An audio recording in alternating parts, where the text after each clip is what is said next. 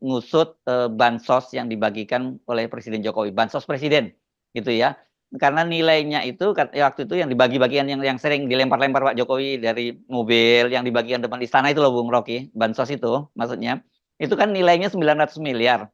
Ternyata katanya 250 miliar itu dikorupsi. Jadi saya bingung kalau sampai bukan bingung, saya termangu-mangu begitu kalau yang bantuan presiden aja udah dikorupsi, apalagi yang lain gitu loh.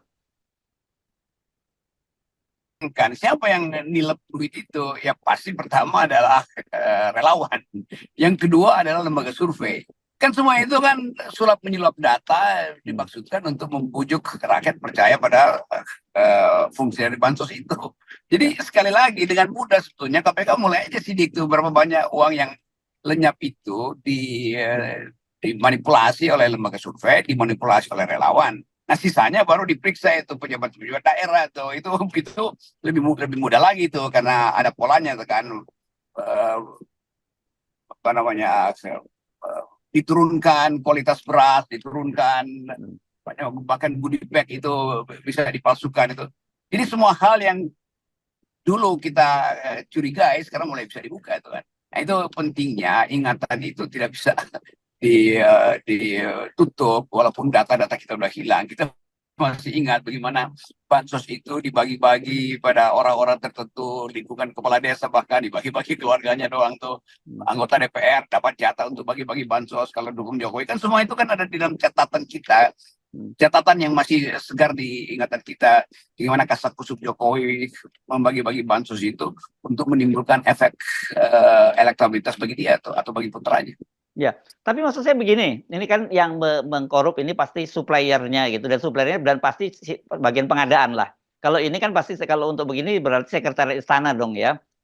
Kalau bansosnya, ini kok nekat bener gitu, dan satu nekat, kedua dia nggak menghargai sama sekali Pak Jokowi gitu loh. Ini kan yang bagikan pemerintah dan kualitasnya jelek. Jadi saya membayangkan bahwa banyak orang ketika habis dibagi-bagi bansos dapat presiden bukannya bersyukur tapi malah maki-maki presiden, padahal presidennya nggak salah gitu. Ya, kesalahan presiden adalah memelihara orang yang dia tahu dari awal akan mengkorupsi. Kan orang Jokowi itu koruptor semua kan. Kan Ya. jejak korupsi itu ada di dalam kebijakan. Dan waktu Jokowi angkat orang-orang ini, Jokowi tahu bahwa mereka mesti dipanjakan dengan prinsip-prinsip yang semi korupsi semacam ini kan. Didiamin, ya oke ini kesempatan kalian untuk ambil keuntungan karena nggak mungkin itu APBN dipakai untuk bayar kalian tuh. Jadi oke nilai aja ada kecil-kecil. Ini yang disebut sebagai pembiaran itu, act of omission itu di dalam hukum itu, membiarkan itu udah crime. Apalagi kalau tindakannya itu betul-betul disengaja kan. Jadi sebetulnya soal bansos ini potensial untuk dibongkar itu terbuka datanya tuh. Dan kalau dibongkar itu hampir semua pejabat itu kena tuh. Dan Ya, apalagi ya, kalau itu kebijakan awalnya itu datang dari 2-3 orang doang. ya. Ini kan sangat memalukan, dan dan kedua memprihatinkan, begitu. Yang ketiga membuat kita bingung untuk memahami apa yang terjadi dengan bangsa ini. Nah, itu kesempatan kita untuk bikin refleksi sebetulnya. Ini Ya, orang miskin pun masih ditipu oleh mereka yang punya kuasa. Dan sengaja diperlihatkan, mulai dibagikan, bahkan presiden berdiri di trotoar depan istana untuk ya. bagi-bagi bansos. Itu juga udah melanggar undang-undang kan, segala macam. Jadi kalau kita lihat, baca aja undang-undangnya boleh dan bagi-bagi dari segi pencitraan juga sekaligus ya udah tahu usutan pada pejabat-pejabat itu. Ya, ya. Ini jujur ini persis seperti yang kita prediksi ya, bahwa banyak kasus-kasus yang akhirnya tidak masuk akal itu akan bermunculan menjelang masa jabatannya Pak Jokowi. Tapi ini menurut saya agak keterlaluan, ini kok terlalu banyak banget yang bermunculan begitu. Ya karena banyak banget yang disembunyikan sebetulnya kan. Jadi ini problem ini adalah sampah yang masuk, garbage in, garbage out kan. Yang disembunyikan itu satu waktu akan cari jalan keluar. Kami bisa mengusut. Ya udah kalau begitu usut sampai tuntas tuh kan. Jadi kebijakan yang diputuskan oleh Jokowi dari awal, kebijakannya sendiri udah bermasalah. Apalagi pelaksanaannya di bawah kan, mempungisme apa namanya, moral hasad yang sebetulnya sebagai penanda bahwa oke, mumpung nggak ada bansos, silakan ngutip 2%, lama-lama ngutip 20%, lama-lama tinggal separuh yang naik nyampe ke publik kan. Padahal kita tahu itu kebutuhan real dari rakyat miskin. Jadi sebetulnya kemiskinan itu juga lahan untuk korupsi itu. Bahkan demikian soal stunting misalnya kan sama aja itu problemnya, dikeluarkan anggaran tapi stuntingnya tetap tinggi itu. Kenapa? Ya karena anggaran untuk memberantas stunting itu dipakai untuk memperbaiki dapur bupati, memperbaiki dapur wali kota kan itu intinya, atau memperbaiki puskesmas itu karena WC-nya rusak misalnya kan.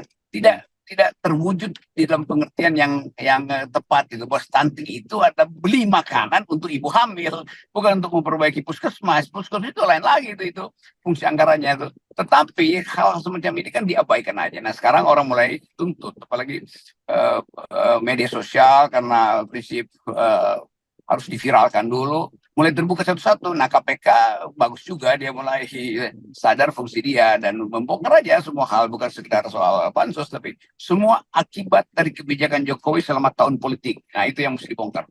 Ya, kan tadinya kan kalau kita sering mendengar ajaran bahwa ikan itu membusuk, ini Cicero yang menyebutkannya, ikan itu membusuk dari kepalanya, itu kan saya pikir itu tadinya semacam analogi begitu ya. Tetapi ini realitasnya betul-betul dari kepala nih membusuknya kan, karena bansos presiden yang dikorupsi itu. Nah kemungkinan presiden dipersoalkan di kemudian hari itu udah mulai terlihat juga tuh kan. Jejak kejahatan politik rejim ini juga banyak betul kan, dari kejahatan politik sampai kejahatan ekonomi kan. Jadi kita mulai bikin semacam kotak persediaan untuk menampung semua keluhan. Apalagi setelah Prabowo jadi presiden, mungkin akan lebih lantang orang untuk menuntut supaya Pak Prabowo selain meneruskan hal-hal yang Anda janjikan untuk dimodelkan di masa depan, karena Anda menganggap bahwa Pak Prabowo adalah guru politik Anda, juga harus ada hal-hal yang dibuat jadi buruk oleh sang guru. Kan tidak mungkin Jokowi itu malaikat, ada aja banyak betul kejahatan yang masih tersembunyi itu. Dan biasanya menjelang terakhir pembinaan kekuasaan, batas itu kemudian diperlihatkan. Wah, ini bagian kotor dari politik, dan itu bukan Prabowo yang ungkit, pasti masyarakat sipil akan ungkit kan. Ya, iya. Dan saya kira mungkin itu ya sinyal yang diberikan, yang dilakukan oleh KPK gitu kan. Karena bagaimanapun juga selama ini kan orang itu mencurigai, bahkan membuli KPK ini bagian dari alat rezim kekuasaan. Tapi sekarang dia mainnya tipis-tipis saja. Gua usut dulu ya, mulai dari korupsi orang sekitarnya Pak Jokowi kan begitu. Artinya membuka untuk rakyat, oke. Kalau ada yang lebih gede lagi silakan datang. Ini mumpung waktunya menjelang akhir kuasanya Pak Jokowi. Iya, kita mesti baca itu, bahwa pun KPK itu punya semacam keinginan untuk mempromosikan kembali ke institusi itu yang membusukkan. Jadi Ya. dia boleh kasih sinyal bahwa bahkan lingkaran terdekat Pak Jokowi mampu kami periksa. Nah, lakukan lebih cepat lagi dong. Kalau lingkaran pertama bisa diperiksa, itu artinya ada apa nama filmnya itu, ada dirty mind yang mengatur lingkaran itu kan, ada mastermind di situ tuh. Jadi nggak apa-apa dicicil, tetapi harus dibuktikan dan diusut secara lebih sistematis bahwa 900 miliar itu pergi kepada siapa aja, dan potensi untuk ditangkap itu siapa aja, kan bisa dibikin blacklist sebentar aja kan. Nah itu kemudian diinsinuasikan pada publik supaya di hari-hari terakhir oke lah kita maafkan sedikit di kelakuan KPK yang selalu hanya ingin melihat korupsi itu dari segi kepentingan politik. Itu aja pesan-pesan moral kita. Ya, dan kalau kita belajar dari kasus korupsi misalnya di Bansos kemarin itu ya, Bung Rocky, yang di Kemensos begitu ya, itu kan melibatkan orang-orang bahkan di pusat kekuasaan. Ya. Tentu dalam hal ini kalau kita nggak duduk Pak Jokowi karena 250 miliar terlalu kecil lah buat Pak Jokowi. Tapi itu dipastikan pasti ada orang-orang seputar Pak Jokowi sendiri yang melakukan itu. Dan artinya sebenarnya Pak Jokowi itu lingkungannya nggak steril gitu. Justru lingkungan dia berkhianat terhadap Pak Jokowi. Iya, ada semacam kebutaan atau radang penglihatan sehingga Jokowi nggak bisa lihat itu. Jadi sebetulnya hal itu bisa dilihat oleh Jokowi karena dia yang selalu meminta update tentang bansos itu kan. Kan dari awal mestinya Jokowi tahu bahwa bansos itu, karena itu uang besar itu pasti ada yang nilep tuh. Tetapi dia juga tahu bahwa itu yang memungkinkan mesin politiknya itu berlangsung dengan baik itu. Ya. Jadi korupsi di bansos itu bagian dari oli politik yang memang secara tidak langsung disediakan oleh Jokowi. Kan dulu korupsi itu dipakai untuk memuluskan transaksi politik, dan itu Ya, sebetulnya masih berlaku sampai sekarang. ya. Jadi apa yang tadi ada disebut itu, kalau kayak kendaraan itu kita kayak ada blind spot gitu. Jadi di kekuasaan juga ada blind spot, sehingga Pak Jokowi tidak bisa melihat yang ada di seputarnya dia gitu. Ya itu kalau blind spot di mobil itu karena kaca spionnya itu yang tidak Ya, mampu ya, melihat. Tapi kalau ya. blind spot politik memang disengaja supaya tidak terlihat, kan itu dasarnya itu. Jadi sebetulnya kemampuan kita untuk melihat balik itu yang memungkinkan kita percaya bahwa harusnya akan ada pengadilan rakyat terhadap mereka-mereka ini. Ya, ya itu makanya saya kira dari sini saja kita bisa membuat semacam apa ya? Kalau dalam statistik kayak ekstrapolasi begitu ya. Iya, Karena kita ini. bikin ekstrapolasi itu, dan Hmm, proyeksinya bahwa pasti di hmm, dalamnya itu aktor-aktor utama ya paling 1-2 orang udah bisa hmm. ditebak dari awal kan. Ya, ya. Oke, Bung Rocky. Jadi Pak Jokowi, saya kira lebih baik mulai sekarang jangan nunggu KPK yang yang menyusut. Langsung saja Pak Jokowi panggil semua seputarnya siapa bagian pengadaan. Nah, langsung diserahkan aja ke KPK. Itu jauh lebih elegan buat Pak Jokowi nantinya. Ya, tapi Pak Jokowi nggak mungkin lakukan itu tuh. Karena Hmm. kita kalau dilakukan itu bisa nyampe pada dinastinya. Hal itu dinasirnya dinasti dia tuh, terutama elektabilitas itu inti.